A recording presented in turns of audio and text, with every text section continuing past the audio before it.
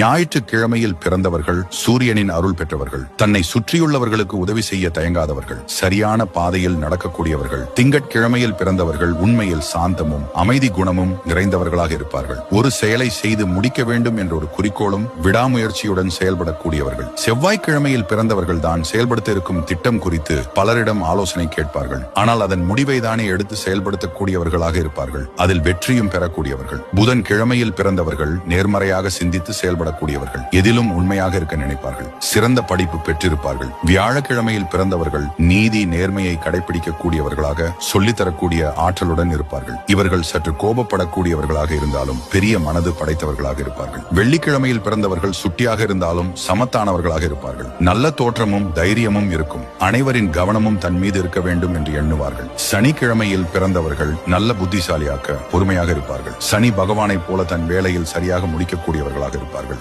இதுல நீங்க எந்த கிழமையில பிறந்தீங்க என்று கமெண்ட்ல சொல்லிட்டு போங்க. வீடியோ பிடித்திருந்தால் சப்ஸ்கிரைப் செய்து கொள்ளுங்கள்.